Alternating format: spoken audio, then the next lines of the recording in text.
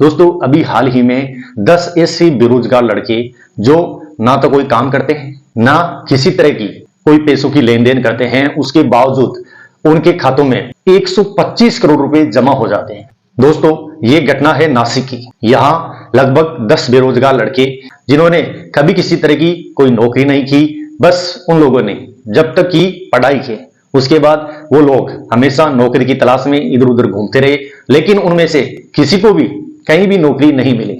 लेकिन एक दिन क्या होता है, अचानक उनके बैंक खातों में करोड़ों में पैसे जमा हो जाते हैं और ये जो राशि है, इस राशि को बताया जा रहा है 100 करोड़ से 500 करोड़ तक। लेकिन दोस्तों इस घटना का खुलासा तब हुआ जब 10 ऐसे बेरोजगार लड़के जिनके खातों में एक ही दिन में 125 करोड़ रुपए जमा होते हैं, तो ये लड़के उन पैसों को देखकर हिल से जाते हैं। ये जाते हैं दौड़े दौड़े उस बैंक में जहां इनका बैंक अकाउंट होता है। दोस्तों ये बैंक था नासिक मर्चेंट बैंक इन मालेगांव। यहां ये लड़के जाते हैं और बैंक वालों से पूछते हैं कि हमारे अकाउंट में जो इतनी भारी रकम जमा हुई है वो रकम कहां से आई।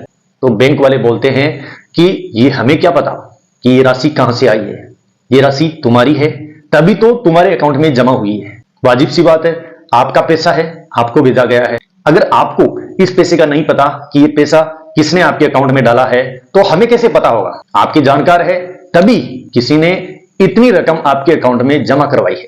दोस्तों ये लड़के फिर बैंक वालों से रिक्वेस्ट करते हैं कि सर आप देखिए, लेकिन बैंक वाले इनकी बात नहीं सुनते। बैंक वाले इनको कोई भी संतुष्ट जवाब नहीं देते। तब ये लड़के जाते हैं पुलिस की मदद लेने। वहां जाकर ये पूरी बात बताते हैं कि हम लगभग 10 लोग हैं और हमारे खातों में लगभग 125 करोड़ रुपए जमा हुए हैं और हमें इसके बारे में कुछ भी नहीं पता कि ये पैसा कहां से आया है। बैंक गए तो बैंक वाले बोल रहे हैं कि ये पैसा आपका ही है तभी आपके खातों में किसी ने जमा करवाया है। दोस्तों वहां से पुलिस इस केस पर छानबीन करती है। दोस्तों उसका कारण यह था कि अभी आपको पता है महाराष्ट्र में चुनाव है, तो ऐसे में इतनी बड़ी रकम वो भी कुछ बेरोजगारों के अकाउंट में जमा होना, ये एक संदेह वाली बात थी।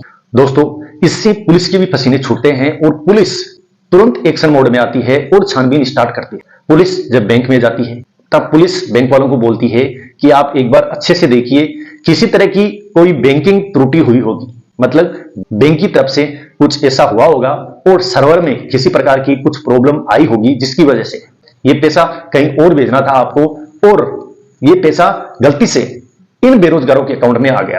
बैंक छानबीन करती है तब बैंक बोलती है कि भैया जी ऐसी बात नहीं है, ना तो ये किसी बैंक की गलती है जिसमें ना तो हमारा बैंक शामिल है ना ही बाकी के अदर बैंक शामिल है। दोस्तों पुलिस का दबाव था बैंक पर, तो बैंक ने इसकी थोड़ी और गहनता से जांच की। तब पुलिस ने पाया कि लगभग ऐसे 12 अकाउंट है जिनमें पिछले 15-20 दिन से 500 करोड़ रुपए का लेन देन हुआ है। यानी कि उन 12 खातों में पिछले 20 दिन में 500 करोड़ रुपए आए हैं। और दोस्तों ये जो 12 अकाउंट थे, ये अकाउंट ऐसे थे कि इनके खातों में आज तक कभी भी लाख रुपए से ज्यादा ट्रांजेक्शन नहीं हुआ। तो ऐसे में ये एक संदेह वाली बात थी कि इतनी बड़ी रकम वो भी बेरोजगारों के अकाउंट में ट्रांसफर हो रही है, तो ये पैसा कहां से आ रहा है। दोस्तों बैंक अपने बैंकिंग नेटवर्क में देखता है और हमारी जो साइबर पुलिस है वो अपनी तरफ से जांच करती है। तब ये पाती है कि ये जो पैसा इन अकाउंट्स में आया है, ये पैसा अलग अलग ऐसी फर्मों से आया है जिनका कहीं कोई एड्रेस है ही नहीं, जिनके जो एड्रेस है वो गलत है। दोस्तों लास्ट में यही नतीजा निकला कि जिन जिन फर्मों से, जिन जिन अकाउंट से ये पैसा इन लोगों के अकाउंट में ट्रांसफर किया गया, वो सारी फर्में इलीगल है। मतलब ऐसे आप मान सकते हो कि जहां से ये पैसा आया था वो पैसा 2 नंबर का था, वो पैसा पूरा ठगी का था। दोस्तों ये जो घटना हुई इन 10-12 लोगों के साथ 125 करोड़ रुपए अकाउंट में आने की, दोस्तों ये घटना ऐसे ही नहीं हुई, इसके पीछे इन लड़कों की एक गलती थी। दोस्तों गलती ये थी कि ये लड़के थे बेरोजगार और ये ढूंढ रहे थे नौकरी कि कहीं भी इनको 10-20 हजार की नौकरी मिल जाए। इसकी तलाश में ये रोज कहीं ना कहीं इंटरव्यू देना, लोगों से मिलते थे, तब यही बोलते थे कि यार हमें कोई जॉब बताइए। तो इनको एक दिन मालेगांव में सिराज मोहम्मद नाम का एक बंदा मिलता है। वो बंदा इनको बोलता है कि मैं आपको नौकरी दिला दूंगा, वो भी 100%। तो ये लड़के उसकी बातों में आ जाते हैं, क्योंकि ये बेरोजगार थे तो इनको नौकरी की जरूरत थी। तो जो सिराज अहमद इनको नौकरी दिला रहा था उसने इनसे आधार कार्ड लिया, पैन कार्ड लिया, साथ में एक फोटो ली और उसके साथ ही इनका जो फिंगरप्रिंट है वो लिया और इनका एक सिग्नेचर लिया। वो भी ऑनलाइन।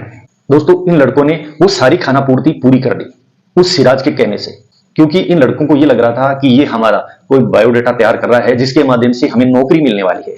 लेकिन दोस्तों ये जो सिराज था ये एक नौकरी का बहाना बनाकर लोगों से मिला था। उसका असली मकसद था कि ऐसे बैंक खाते खोलना जिनमें ये स्कैम के पैसे डलवा सके, और जिन लोगों के नाम ये अकाउंट खोल रहा है उन लोगों को इस बात का पता भी ना लगे।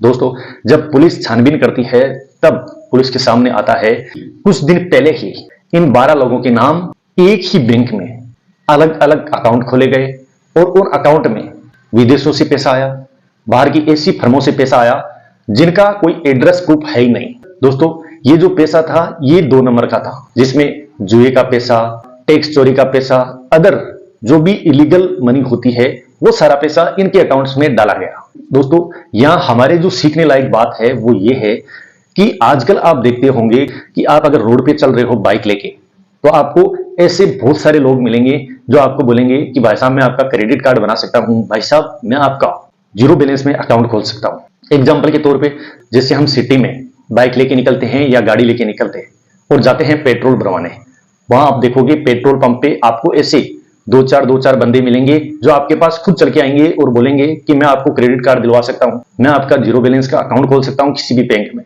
या फिर दोस्तों ऐसे फोन कॉल्स या मैसेज जो आपके पास आते हैं और आपको बोलते हैं कि आप अपना क्रेडिट कार्ड बनवा लीजिए, आप अपना जीरो बैलेंस में अकाउंट खुलवा लीजिए। दोस्तों हमसे गलती यही होती है कि हम लोग उन फ्रॉड लोगों की बातों में आकर उनसे क्रेडिट कार्ड लेने के नाम पर या फिर जीरो बैलेंस का अकाउंट खुलवाने के नाम पर उनको हम अपना आधार कार्ड प्रोवाइड कर देते हैं, अपना पैन कार्ड प्रोवाइड कर देते हैं, फोटो, सिग्नेचर, थंब।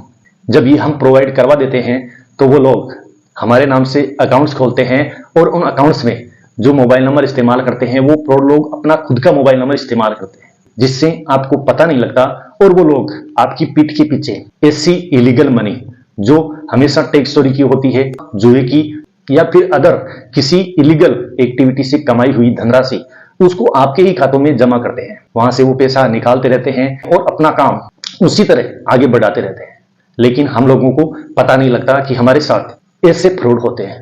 तो दोस्तों आप हमेशा ध्यान रखो, किसी भी बैंक ब्रांच के अलावा अगर आपको कोई भी व्यक्ति क्रेडिट कार्ड के नाम पे लुभाता है या फिर कोई बैंक खाता खुलवाने के लिए लुभाता है, और जैसे इस घटना में इन बेरोजगारों के साथ नौकरी दिलवाने के नाम पर जो स्कीम किया गया वैसा भी हो सकता है, तो दोस्तों ऐसी घटनाओं से आप हमेशा सजग रहे। इस वीडियो में बस इतना ही, बाकी हम फिर मिलेंगे किसी नई टॉपिक के साथ। तब तक जय हिंद, जय भारत।